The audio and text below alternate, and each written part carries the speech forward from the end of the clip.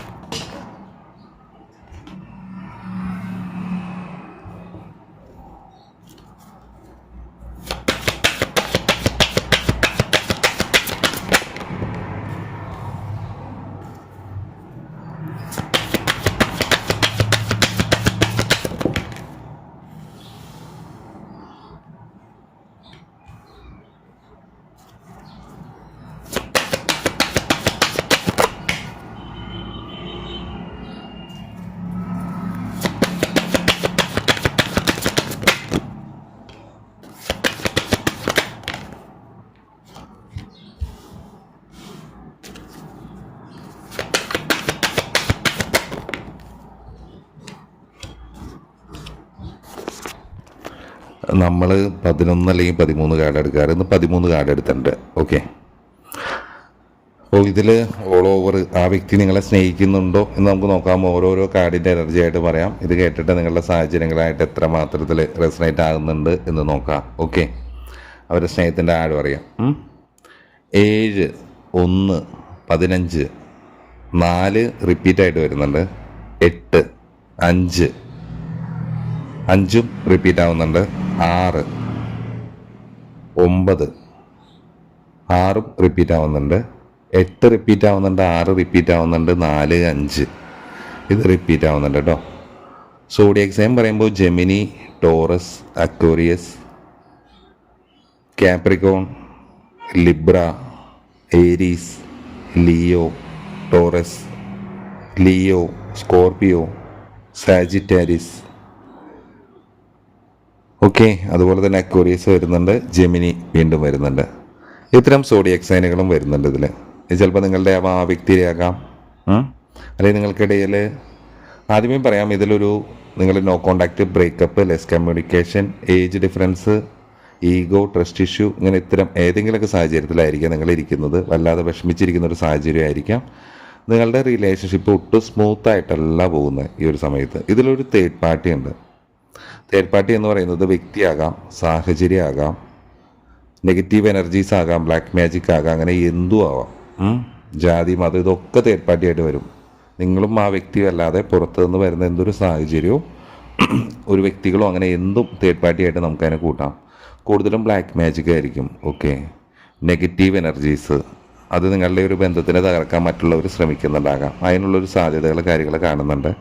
ഒരു addiction, mentally, sexually, അതുപോലെ തന്നെ ആൽക്കഹോളിസം, അതേപോലെ തന്നെ ഡ്രഗ് യൂസ് ചെയ്യൽ, ഇത്തരം കാര്യങ്ങളൊക്കെ ചിലപ്പോൾ നിങ്ങളുടെ ആ വ്യക്തിയിലോ അല്ലെങ്കിൽ നിങ്ങളുടെ റിലേഷൻഷിപ്പിലോ ഒക്കെ ഉണ്ടാവാനുള്ള ഒരു സാധ്യതയുണ്ട്. പരസ്പരം ആശ്രയിക്കേണ്ടി വരുന്നൊരവസ്ഥ, ഭയങ്കര ടോക്സിക് ആയിട്ടുള്ള ഒരു റിലേഷൻഷിപ്പ് ആയിരിക്കും, അല്ലെങ്കിൽ അത്തരം ഒരു മോഡിലായിരിക്കും നിങ്ങളുടെ റിലേഷൻഷിപ്പ് ഇരിക്കുന്നത്. ഇപ്പോഴത്തെ ഒരു അവസ്ഥയാണ് കേട്ടോ പറയുന്നത്. ഇത് ക്ലീനായി വരുന്നുണ്ടോ എന്ന് വെച്ച് കഴിഞ്ഞാൽ ക്ലീനായി വരുന്നുണ്ട്. ഓക്കെ, ഇതിലിപ്പോൾ സംഭവിച്ചിട്ടുള്ളത് ഇപ്പോൾ നിങ്ങൾ മേ ബി ഇപ്പോൾ ഒരു ബ്ലാക്ക് മാജിക്കിൻ്റെ എന്തിൻ്റെ ഒരു എഫക്റ്റോ അങ്ങനെ എന്തൊരു കാര്യങ്ങൾ കൊണ്ടാണെങ്കിലും ഇതിന് മേ ബി ഒരു 1 മന്തിന് മുകളിലായിട്ടുണ്ടാവും ഈ ഒരു റിലേഷൻഷിപ്പ് ഇങ്ങനെ ഇതേപോലത്തെ ഒരു സ്ഥിതിയിൽ മെയിൻറ്റെയിൻ ചെയ്ത് പോയി തുടങ്ങിയിട്ട്. ഇതിൽ ക്ലീൻ ആവുന്നുണ്ടോ എന്ന് ചോദിച്ചു കഴിഞ്ഞാൽ തീർച്ചയായിട്ടും മേ ബി ഒരു 7 ഡേയ്സിനുള്ളിൽ ഇത് ക്ലീൻ ആവാം. റീതിങ്ക് ചെയ്യാം ഒന്നുകൂടി ഇതിനെ അപ്രോച്ച് ചെയ്യുന്നതിനെ പറ്റിയിട്ട്.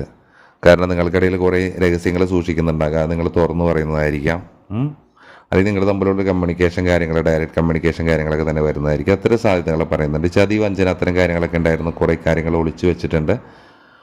ചിലപ്പോൾ അത്തരം കാര്യങ്ങളുണ്ടാകാം.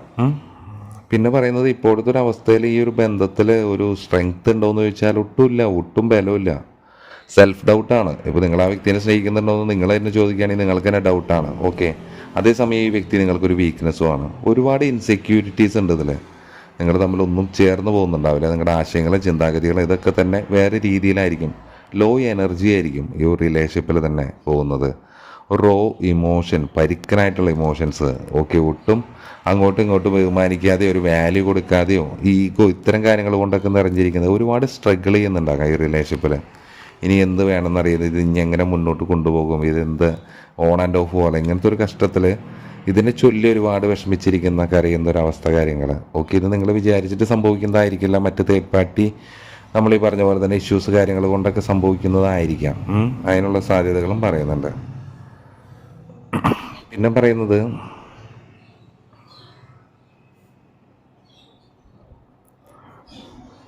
ഇതിൽ നിങ്ങളുടെ ഈ ഒരു റിലേഷൻഷിപ്പ് ഇങ്ങനെയാണ്, ഇതിങ്ങനെ പോകുള്ളൂ, ഇതിൽ വേറെ മാറ്റങ്ങളൊന്നും വരാൻ സാധ്യതയില്ല. എത്രമാത്രം കോംപ്രമൈസ് ചെയ്താൽ അഡ്ജസ്റ്റ് ചെയ്താൽ ഇതിങ്ങനെ തന്നെയാണെന്ന് നിങ്ങൾ രണ്ടുപേരും ഒരു പക്ഷേ തിരിച്ചറിയുന്നുണ്ടാകാം.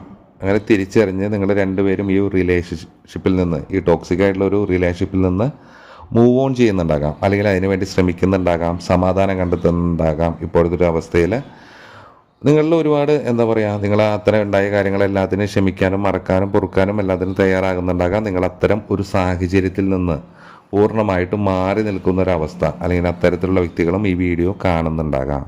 ഓക്കെ, ഇപ്പോഴത്തെ അവസ്ഥയിൽ ഇതേപോലെ തന്നെ ഈ ഒരു റിലേഷൻഷിപ്പിനെ പറ്റി പറയുമ്പോൾ ഇതിലൊരു ഫിനാൻഷ്യലി നിങ്ങൾ ലോസ് ആയിരിക്കാം, അല്ലെങ്കിൽ ഓപ്പോസിറ്റുള്ള വ്യക്തി ഒരു ലോസ് ആയിരിക്കുന്ന ഒരു അവസ്ഥ കാര്യങ്ങളായിരിക്കാം. അതും ഇതിൻ്റെ ഭാഗമായിട്ട് വരുന്നുണ്ടാകാം. ഒരു മൈൻഡ് സെറ്റ് ഒട്ടും ഓക്കെ ആയിരിക്കില്ല. ഒരു പൂർണ്ണമായിട്ടുള്ള ഒരു പരാജയം, ഒരു നഷ്ടം, ഒരുപാട് വിഷമിച്ചിരിക്കുന്ന ഒരവസ്ഥ, ഒരു സഹായം വേണ്ടുന്ന ഒരവസ്ഥ, ഒരു ദാരിദ്ര്യം, ഒരുപാട് ഇൻസെക്യൂരിറ്റീസൊക്കെ നിറഞ്ഞൊരു സമയമായിട്ടാണ് നിങ്ങളുടെ ആണെങ്കിലും അവരുടെ ആണെങ്കിലും ഈ റിലേഷൻഷിപ്പിൽ ഈ സംഭവം കാണിക്കുന്നത്.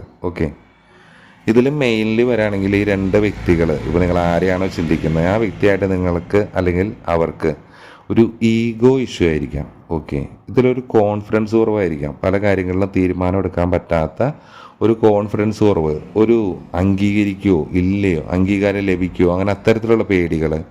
ചിലപ്പോൾ ഈ വ്യക്തി നിങ്ങൾ ഉപേക്ഷിച്ച് വേറൊരു റിലേഷൻഷിപ്പിലോട്ട് പോയതായിരിക്കാം. തിരിച്ചു വരുമ്പോൾ നിങ്ങൾ സ്വീകരിക്കുമോ ഇല്ലയോ എന്നുള്ള പേടികൾ കാര്യങ്ങളൊക്കെ ആയിരിക്കാം. അംഗീകരിക്കുക എന്നുള്ളൊരു പേടി, ഒരു എന്താ പറയുക, ഒട്ടും അതൊരു